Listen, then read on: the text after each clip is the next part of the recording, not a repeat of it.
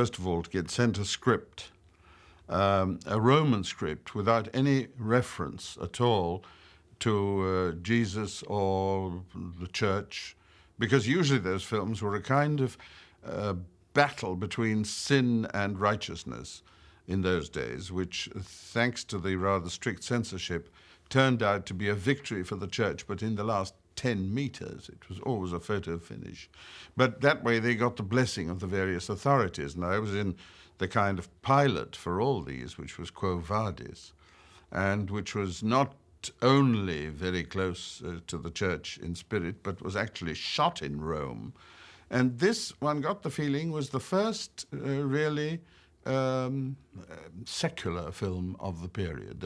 There were brief references to 2,000 years before or 2,000 in the commentary, but really nothing in the film at all to suggest anything other than a plebeian revolt against the rather barbaric Roman repression.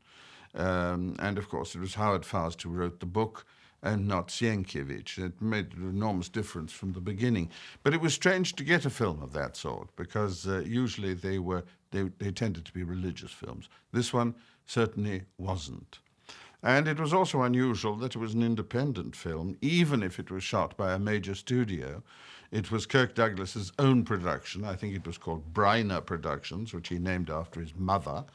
And so it was a very internal and intimate seed which sprouted into this huge thing. I think the executives were rather nervous of the whole thing at the beginning because of the very lack of that Christian element and the Hays Code and the blessings, which would certainly be of great benefit to the publicity department as we were making it. Quo Vadis, for instance, to revert to that for a moment, we shot that in Holy Year in Rome, and I, for the publicity department, shook hands with innumerable American bishops who always said the same thing, their rimless glasses glinting in the Roman sun. Well, I certainly never thought I'd shake hands with Nero. Well, I had that one time and time again. Luckily, in Spartacus, there was no jokes of that kind. The only thing that happened as we started the film in Death Valley, then still directed by Tony Mann, and he's still responsible for all the scenes in Death Valley at the beginning, a woman came up to me, a tourist, and said, "What is the name of this picture going to be?" And I said, "Spartacus." I couldn't speak too loud because they were shooting. I said, "Spartacus." She said, "Spartacle? That's a funny name for a major picture." Anyway, be that as it may, it shows a completely different ambiance from the piety of Quo Vadis. I must say I'm very grateful to Kirk Douglas for having given me the part. I enjoyed playing it within the limits imposed by the strange things that happened. It was a very heady mixture. There were some very different people at loggerheads with each other in that film. But it was a very, very rewarding experience. And I think he was, as I said before, very courageous in undertaking a film of these dimensions on this particular book at that particular time. I held Howard Fast in high regard, and I was keen to be a part of that team. At the same time, we all got a slightly nefarious pleasure out of the fact, which I don't know whether it's true or not, but we heard that Kirk Douglas went for the weekend to Palm Springs, exhausted by his work. He didn't even bother to change. He went as a slave, coiled up in some rags at the back of his limousine, and he slept almost as soon as he got into the limousine. And the chauffeur stopped at Banning, I think it was, about halfway, in order to get some gas. And Kirk Douglas woke up because there was no motion, saw that there was no one around, and thought, I'll take this opportunity to relieve myself, and went to the toilet. The man came out from paying for the gas, looked in the back and saw a pile of rags and said he's got to be under it. Got in the car and drove off, and Kirk Douglas was stranded in the middle of nowhere, dressed as a Roman slave and covered with grime, protesting he was Kirk Douglas, which they found hard to believe. Naturally, we, all of us, had heard this story, got quite a degree of pleasure out of it. which perhaps shows that they were all iconoclasts by nature. I hope, looking at Kirk today, he doesn't seem to come out of it too badly. The helicopter must have been much more frightening than that. I don't know why there should be a feeling that it was two films. I've heard this before, that it was partly noble and dealing with the highest possible level.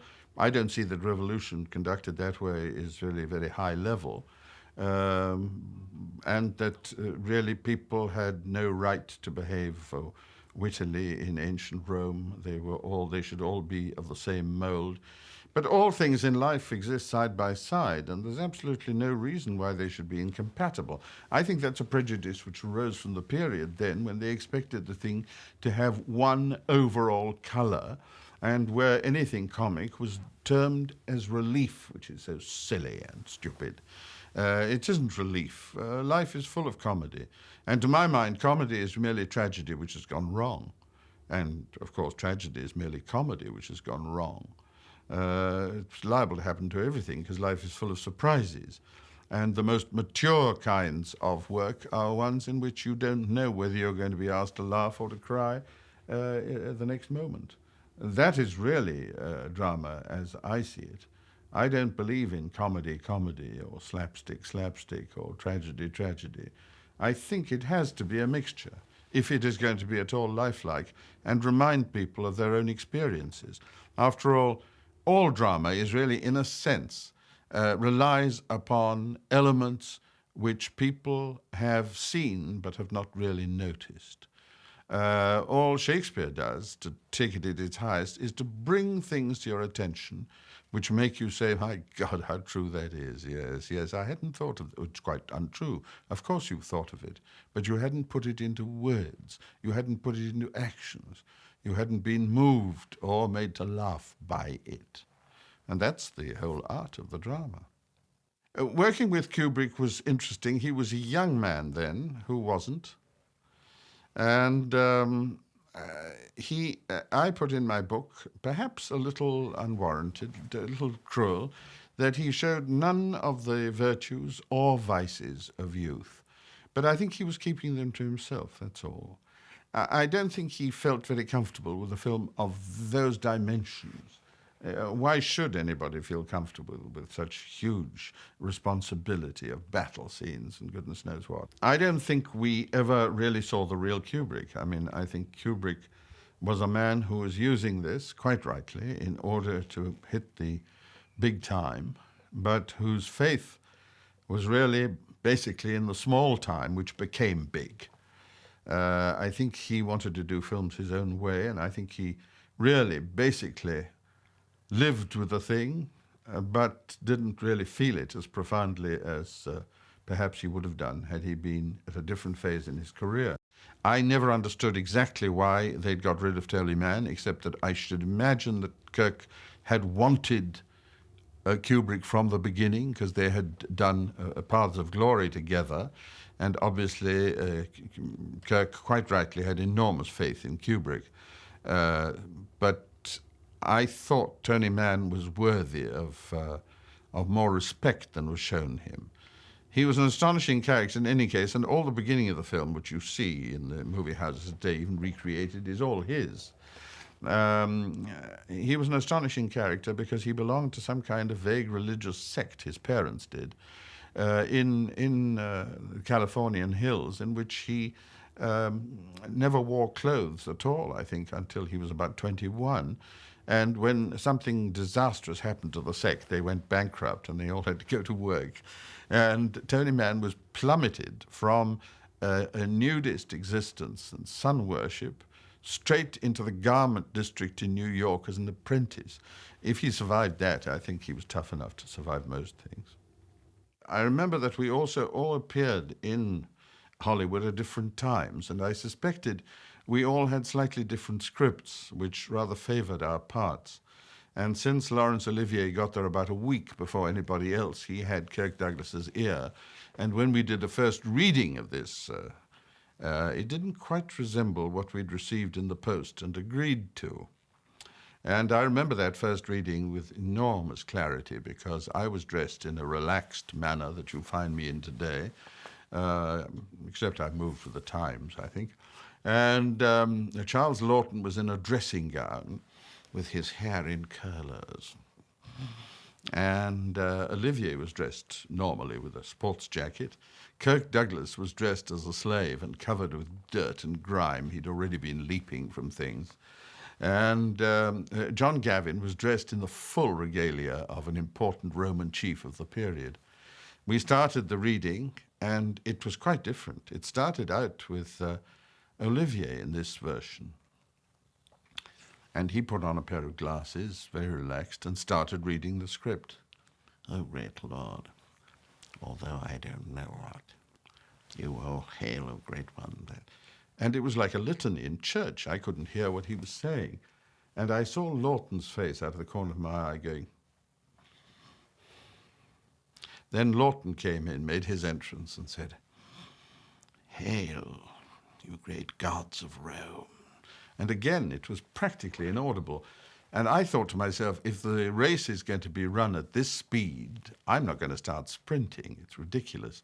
So my entrance came, I said, my slaves will be willing to know this. And and again, I joined the general litany. It was only John Gavin, who has the sensibility of an actor, and it was later your ambassador in Mexico, who seemed to be impervious to this general atmosphere of murmuring, and suddenly said, "Oh, great gods that here declare," and he was off on his own, rather, I thought.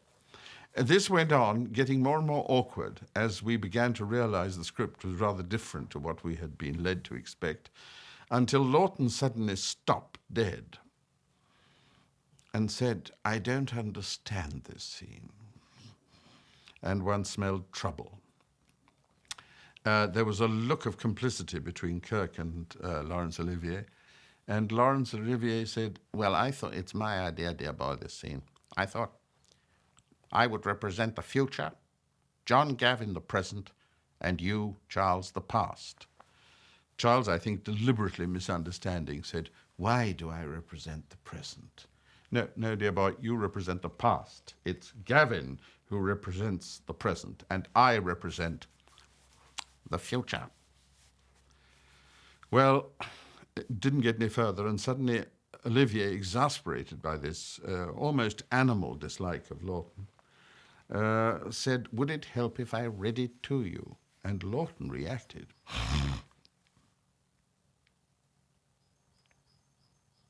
"Yes." Laurence Olivier changed his glasses and read the scene. The quality of the silence greeting him was such that he eventually didn't have the courage to finish it, and said more or less like that. And Lawton said, biding his time, "Yes, I thought for a moment, a little while back, that I might eventually understand it. Now I'm afraid I'm completely lost." And we abandoned the reading. We all went back to our places. And that was largely why Lawton became extremely difficult and wouldn't do what he was given. And that's when I was called in by the powers that be and asked to write the scenes between him and myself, which I was glad to do. He took me once to his caravan for a bull shot, which he enjoyed very much, which I think is bouillon, a beef tea mixed with vodka in a thermos. And he kept a thermos of it under his toga and produced it occasionally. And we sat in his caravan on the Universal lot discussing life. And suddenly one of those loads of tourists arrived. Universal was, unlike other studios, encouraged visits from tourists and charged rather heavily for them. And two ladies passed by, and they both looked at Lawton and said, "Oh, don't tell me, oh, the greatest. Oh, you are the greatest." And Charles, who spent most of his time loitering, waiting to be offended, he was an extremely vulnerable, sensitive soul. He was now, of course, equally open to flattery. And when he heard that, he preened. Thank you. And then the woman said, your role as Big Daddy was just the greatest thing we ever saw. Isn't that so, Mabel? Yes, we loved it. And then it turned rancid, of course. He became offended again. And the two women went away, and he was inconsolable. I said, oh, Charles, come on. The thing to do in these moments is to imagine how it could have been worse than it was. What could be worse than that? I said, many things. They may realize their mistake and come back. That is going to be worse. At that moment, there they were. Oh, how will you ever forgive us? Mabel told me afterwards I'd made the most ghastly mistake. Oh, I'm so sorry. It's all right, my dear. No, just awful. But I want to tell you something. You're just as good as Burl Ives. This made matters worse, and they went on talking, adding to this, until he, eager to have his revenge, said to them, pointing to me for the first time that they hadn't noticed, I bet you don't know who this is. And the women looked at me, and one of them said, oh, yeah, don't tell me. I know that. I've got it. Walter Ustinov. So from that time on, I was Walter Ustinov. My son did a good job directing. There was a moment when there was a Roman column marching up the hill where the people were crucified, and there were a whole lot of tensions in those days in the news with I think it was the Korean War then, wasn't it? Around about then. But suddenly an aeroplane, I don't know where it came from, it must have taken off from Burbank or someone very close to, because it hadn't gained a great deal of height. It came, and the Universal lot is rather mountainous, where we did our job. We were marching along the road, and suddenly an aeroplane came over terribly, terribly low. And a rather big aeroplane for Burbank, but I think it must have been a sort of 14-passenger one. And I remember shouting out to the Roman Legion, scatter, they're Greek. And they did. The publicity lady, Sonia Wolfson, I think her name was, she came up to me and said, oh, Peter, steer clear of the commissary today. Hedda Hopper's in there, and she doesn't want to see you. Oh, this is like a red rag to a bull. I didn't want to see Hedda Hopper, but I didn't see why I shouldn't be seen by Hedda Hopper. And I said, what's wrong? And she said, no, it's too embarrassing.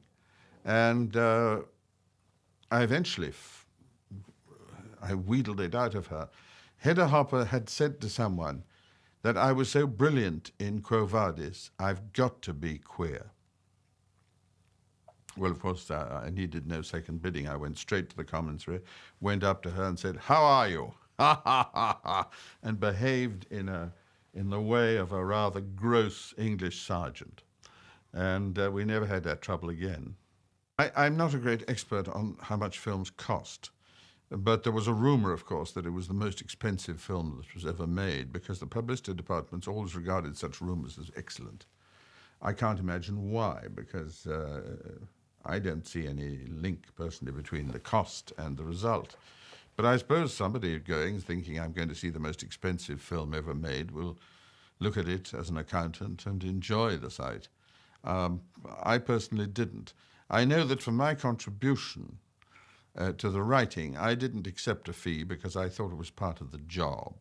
They didn't want to give me a fee either because they'd already accounted for everything. But they offered me, in those days it was quite legal, the days of payola, I think it was called, they offered me a Cadillac convertible. But I couldn't see myself on the local roads in Europe driving this enormous thing which takes the room of three things to park, with enormous fins as well, which I didn't like very much.